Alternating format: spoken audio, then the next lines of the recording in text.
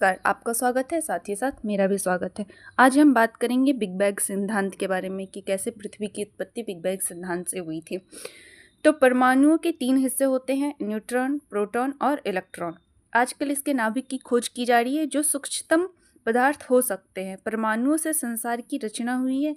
परमाणुओं से मिलकर अणु बनते हैं, अणु से मिलकर कोशिका बनती है जिसको सेल कहते हैं, जो हमारे शरीर में रहते हैं, हर एक शरीर में रहते हैं। इन कोशिकाओं से मिलकर उत्तक बनते हैं, उत्तकों से मिलकर एक अंग बनता है और अंग से एक जीव बनता है। जीव से ही समाज या समुदाय की रचना होती है।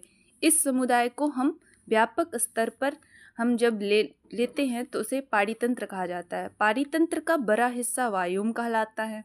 वायुम से जब बड़ा हिस्से पर जा चलते हैं तो उसे जैव मंडल कहते हैं। ऐसे कई सारे मंडल मिलते हैं तो एक ग्रह बनता है। कई सारे ग्रह जब तारे के साथ आते हैं तो सौर मंडल बनता है। कई सारे सौर मंडल जब एक साथ आते हैं तो बहुत सारी चीज़ों के साथ आते हैं तो आकाश गंगा बनती है। कई सारी आकाश गंगाएं मिलती हैं तो ब्रह्मांड बनता है। हम लोग जीव एक हैं। लगभग 10 करोड़ प्रजातियों में से एक प्रजाति मानव की है, उसे मानव प्रजाति कहते हैं।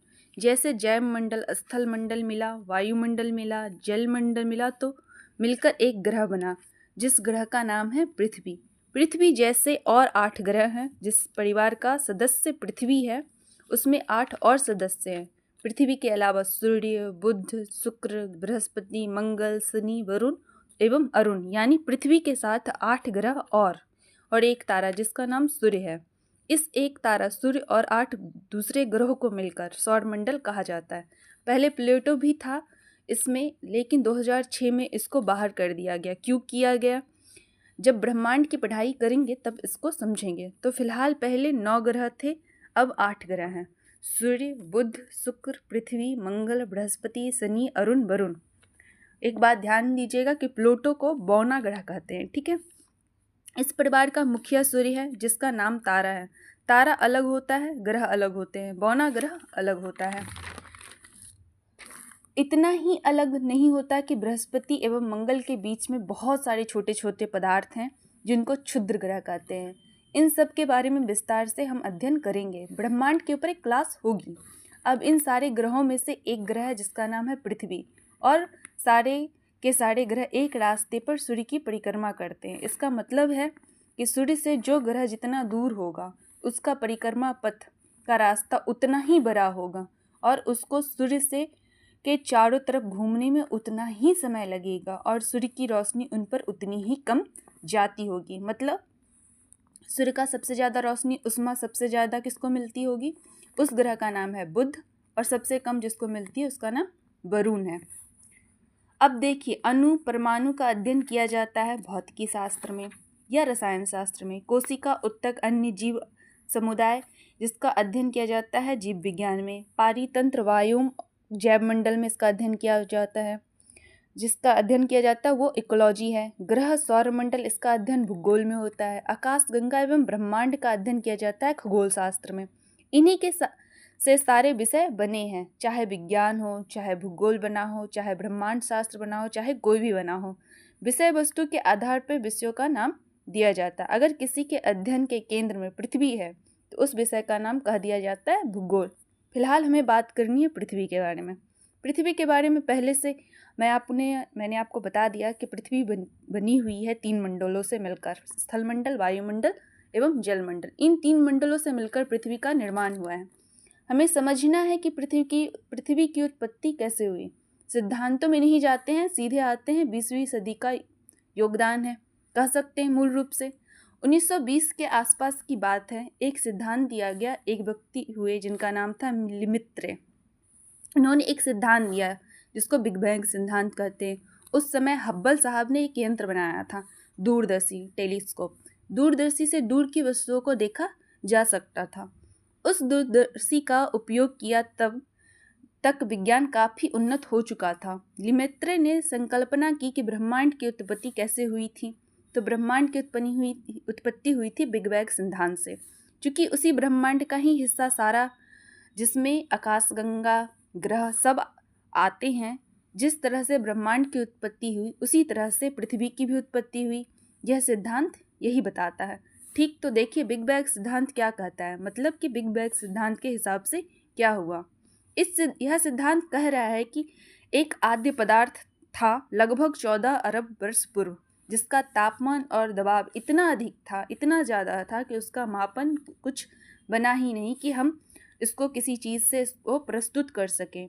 असीमित मान लीजिए, इतना अधिक था तापमान और दबाव की परमाणुओं का जन्म भी संभव नहीं था। तो जब परमाणुओं का जन्म भी संभव नहीं था तो किसी वजह से, वजह नहीं पता है, लगभग 13.7 अरब वर्ष पूर्व इसमें विस्फोट हुआ और इसी विस्फोट से कहा गया कि ये बिग बैंग, इस विस्फोट को। तो जब विस्फोट हुआ तो उसे आद्य पदार्थ के कई टुकड़े हुए और बहुत तेजी से टुकड़े से बिखर गए। जब कण बिखर गए तो दूर दूर चले गए, तो उनका तापमान भी कम होने लगा, उनके ऊपर का दबाव भी कम होने लगा, कुल वो कम दबाव के से बड़े होने लगे, ठंडे होने लगे। ठंडे होते होते उनका संकुचन शुरू हो गया, सिकुड़ने लगे।